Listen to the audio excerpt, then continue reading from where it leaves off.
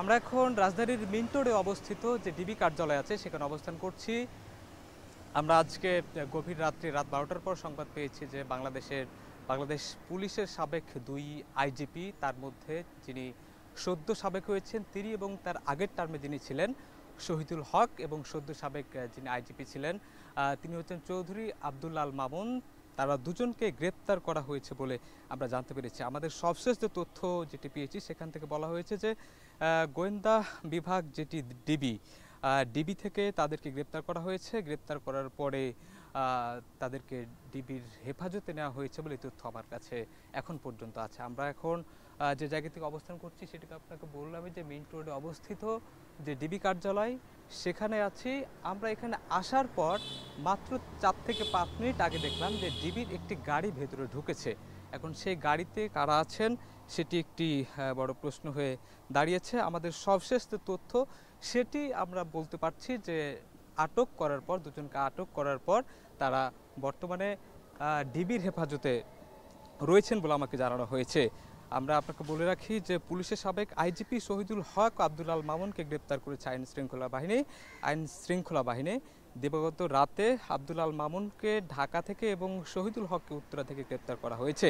আমরা কিছুদিন আগে কিছু সংবাদপত্রে জানতে পেরেছিলাম যে সদ্য সাবেক আইজিপি তিনি সেনা হেফাজতে ছিলেন বলে এরকম তথ্য পাওয়া গিয়েছিল, কিন্তু আজকে যেহেতু তাকে আবার আটক করা হয়েছে সেক্ষেত্রে একটি প্রশ্ন দেখা দিয়েছে যে আসলে তিনি ছিলেন কোথায়, নাকি তাকে সেনাবাহিনীর যে তত্ত্বাবধানে যেখানে ছিলেন সেখান থেকে আবার তাকে ছাড়া হয়েছে, ছাড়ার পর গ্রেপ্তার করা হয়েছে কিনা সেটি একটি বড় প্রশ্ন কিন্তু রয়ে যায়।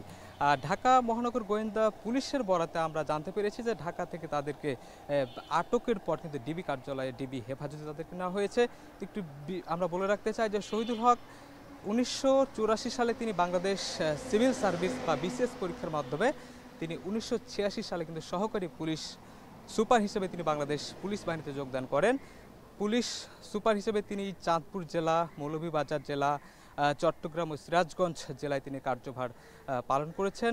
তিনি ডিআইজি হিসেবে কাজ করেছেন। তিনি পুলিশ হেডকোয়ার্টার্সে ডিআইজি ছিলেন, ঢাকা রেঞ্জের ডিআইজি ছিলেন, চট্টগ্রাম রেঞ্জের ডিআইজির দায়িত্ব পালন করেছিলেন। তারপর শহীদুল হক ঢাকা মেট্রোপলিটন পুলিশের একজন পুলিশ কমিশনার হিসেবে তিনি দায়িত্ব পালন করা ছাড়াও তিনি পুলিশের বিভিন্ন গুরুত্বপূর্ণ পদে কিন্তু অধিষ্ঠিত ছিলেন। আমরা দেখেছি 2014 সালের শেষ দিন আইজিপির দায়িত্ব পান এবং তিনি 2018 সালের 31 জানুয়ারিতে তিনি কিন্তু অবসরে চলে যান।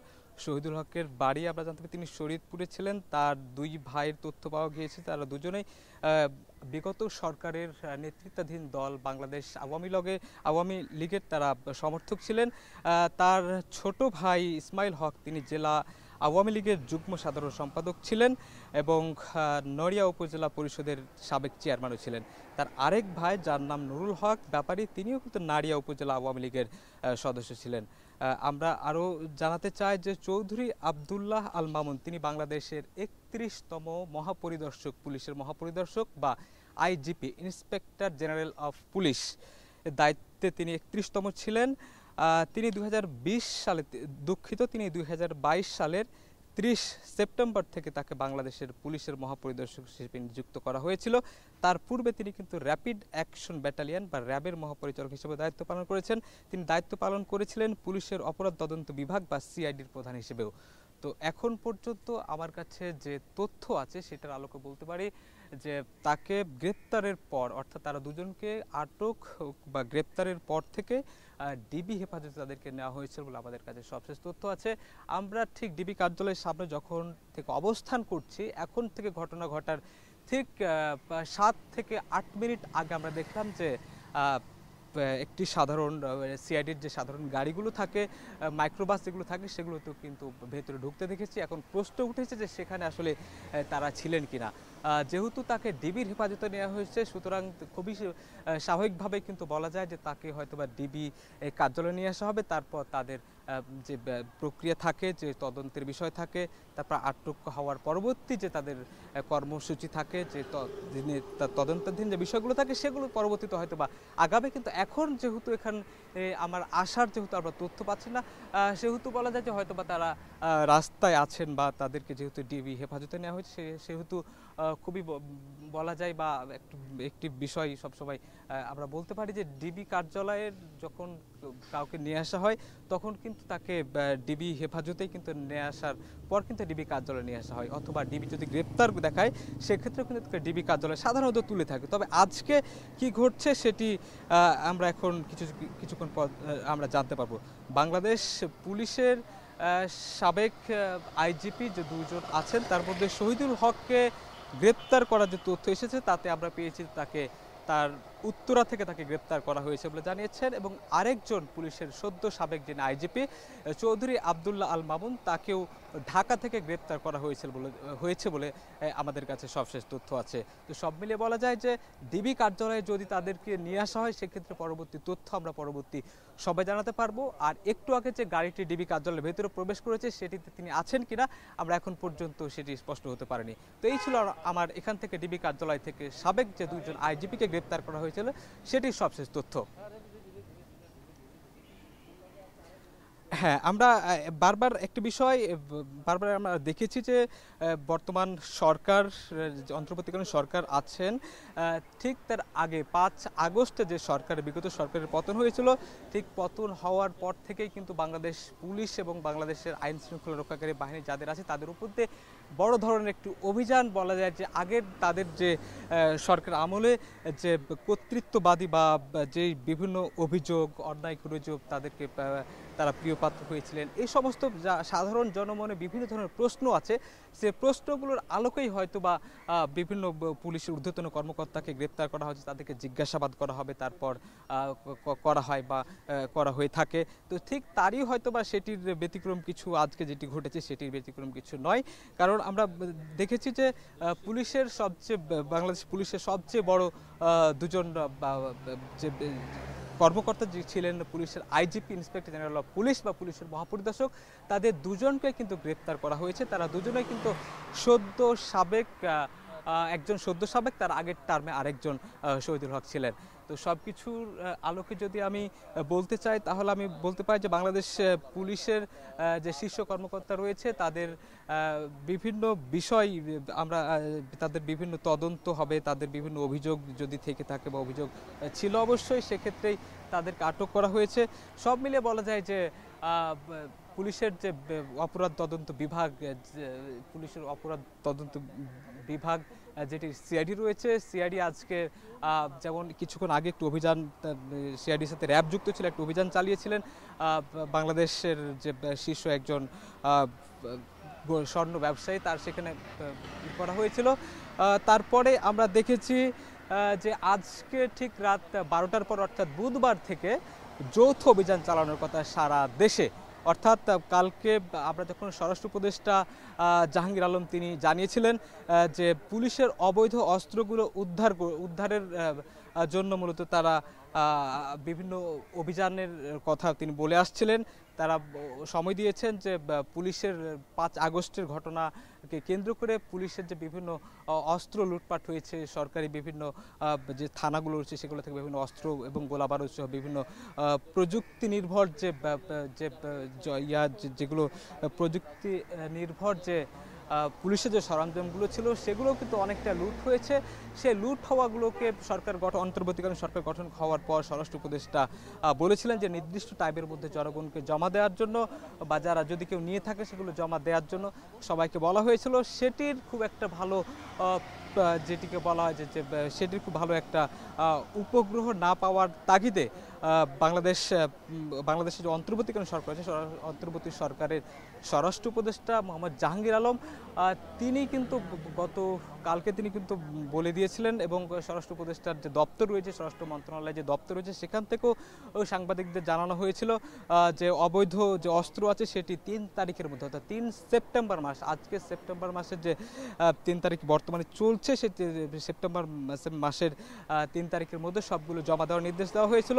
যদি জমা দেওয়ার নির্দেশ আমরা দেখেছি যে আজকেও, অর্থাৎ আজকের যে আগের দিন সেখানে কিছু সংখ্যক কিন্তু অবৈধ অস্ত্র জমা দেওয়ার কিন্তু নজির রয়েছিল। তবে সরকারের যে পরিমাণ অস্ত্র লুটপাট হয়েছে সেক্ষেত্রে তার কাছাকাছি সংখ্যক যে অস্ত্র কিন্তু জমা পড়েনি বলেই আজকে কিন্তু যৌথ অভিযান চালানোর কথা বলা হয়েছিল এবং সেই যৌথ অভিযানে আমরা দেখেছি যে র্যাবের আসার কথা, সেখানে পুলিশের সদস্য থাকার কথা, বিজিবি আনসার থেকে শুরু করে সরকারের সবগুলো বাহিনী, অর্থাৎ আইন শৃঙ্খলাকারী রক্ষাকারী বাহিনী বলতে যা বোঝায় সবগুলোই আজকের যে যৌথ অভিযান পরিচালনা করার কথা রয়েছে সেখানে যে যৌথ অভিযান পরিচালনার কথা রয়েছে সেটি কিন্তু আজকে পরিচালনা হওয়ার আমরা কথা পেয়েছি। তবে একটি বিষয় আমি স্পষ্ট করতে চাই যে আমরা ডিবির বরাতে যে সবশেষ যে তথ্য পেয়েছি সেখান থেকে আমরা বলতে পারি তাদেরকে যে গ্রেপ্তার দেখানো হয়েছে সেটি কিন্তু যৌথ অভিযানের নয়। অর্থাৎ এখানে বলা হচ্ছে যে ডিবি কার্যালয় থেকেই কিন্তু মূলত ডিবি থেকে তাদেরকে গ্রেপ্তার করা হয়েছে এবং পরবর্তীতে ডিবির হেফাজতে নেওয়া হয়েছে।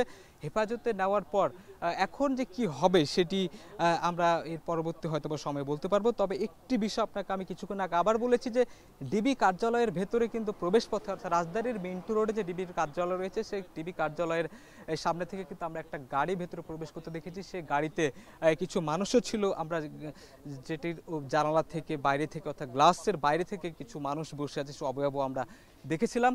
সেই থেকে আমরা ধারণা করতে পারি এবং আমাদের মনে কৌতূহলও জাগছে যে আসলে তারা সেই আটককৃত ব্যক্তিরাই কিনা। তো সেটি পরবর্তী সময়ে হয়তো আমরা নিশ্চিত হতে পারলে হয়তো আবার আমরা সে বিষয়টি জানাতে পারবো। এখন পর্যন্ত ডিবি কার্যালয় অর্থাৎ রাজধানীর মিন্টু রোডে যে ডিবি কার্যালয় রয়েছে সেখানে গণমাধ্যম কর্মীরাও আসা শুরু করেছে, তাদের আনাগোনা শুরু হয়েছে। অর্থাৎ আজকের যে বাংলাদেশ পুলিশের সর্বোচ্চ পদধারী সাবেক দুই কর্মকর্তা অর্থাৎ বাংলাদেশ পুলিশের মহাপরিদর্শক যাকে বলা হয়ে থাকে, police inspector general of police বা আইজিপি, তাদের একজন সদ্য সাবেক অর্থাৎ চৌধুরী আবদুল্লাহ আল মামুন যিনি সদ্য সাবেক, তার আগের টার্মে যিনি আরেকজন ছিলেন শহীদুল হক, তাদের দুজনকে গ্রেপ্তার করা হয়েছে বলে আমাদেরকে জানানো হয়েছে। তারা দুজনকে ঢাকা থেকে গ্রেপ্তার করা হয়েছে। তবে নির্দিষ্টভাবে আমরা তথ্য পেয়েছি যে শহীদুল হককে উত্তরা থেকে গ্রেপ্তার করা হয়েছে বলে সেই তথ্যটা আমাদের কাছে আছে। আমরা দেখেছি যে আজকের রাত 12টার পর থেকেই কিন্তু ঢাকা শহরে কিন্তু আমরা দেখেছি যে পুলিশের যৌথ অভিযান, অর্থাৎ শুধু পুলিশই না বলা যাবে যে আইন শৃঙ্খলা রক্ষাকারী বাহিনীর তাদের নেতৃত্বে একটি যৌথ অভিযান থাকবেন যেখানে পুলিশ থাকবেন, যেখানে আনসার থাকবেন, যেখানে র্যাব থাকবেন, যেখানে বিজিবি থাকবেন, যেখানে আরও আইন শৃঙ্খলা রক্ষাকারী বাহিনীর গোয়েন্দা প্রধানরা থাকবেন। তো এই সব মিলিয়ে সবকিছু বলা যায় সব আইন শৃঙ্খলা রক্ষাকারী বাহিনীর যতগুলো উইংস আছে সবগুলো মিলে একটি যৌথ অভিযান পরিচালনা করা হবে বলে আমরা জেনেছি। ইতিমধ্যেই রাজধানীর বিভিন্ন জায়গাতে গণমাধ্যম কর্মীরা কিন্তু সেই খবর রাখার জন্য প্রস্তুত রয়েছে যে কোথাও কোনো অভিযান চলছে কিনা। সেই খবর হয়তো বা আমরা সাধারণ দর্শক যারা আমাদের দর্শক আছেন তাদেরকে জানানোর জন্যই আমরা সেই তথ্যগুলো সংগ্রহ করার জন্য রাস্তায় রাস্তায় কিন্তু আমরা অবস্থান করছি। আমরা গুরুত্বপূর্ণ জায়গাতে অবস্থান করেছি। এর আগে আমরা দেখেছি যে বাংলাদেশে গুলশান 1-এ একটু অভিযান পরিচালনা করা হয়েছিল র্যাব, যেটি রাত 10টার পরে সেটি যৌথ অভিযানের কিন্তু অংশ মোটেই না। তো সব কিছু মিলিয়ে বলা যায় যে এখন পর্যন্ত বাংলাদেশ পুলিশের যে সাবেক শীর্ষ দুই কর্মকর্তা, পুলিশের দুইজন মহাপরিদর্শক বা আইজিপি বলে থাকি যাকে আমরা, তিনি একজন ছিলেন সদ্য সাবেক অর্থাৎ 31তম যিনি মহাপরিদর্শক ছিলেন তিনি চৌধুরী আবদুল্লাহ আল মামুন, তাকেও গ্রেপ্তার করা হয়েছে ঢাকা থেকে। একই সঙ্গে তার আগের টার্মে যিনি ছিলেন শহীদুল হক, তাকেও কিন্তু গ্রেপ্তার করা হয়েছে উত্তরা থেকে বলে আমার কাছে সবশেষ তথ্য ছিল। তারপর ডিবি থেকে জানানো হয়েছে তাদেরকে ডিবি হেফাজতে নেওয়া হয়েছে। তারপর আমরা এখন যে জায়গাতে অবস্থান করছি সেটি মিন্টু রোডে, রাজধানী মিন্টু রোডে ডিবি কার্যালয়ের সামনে।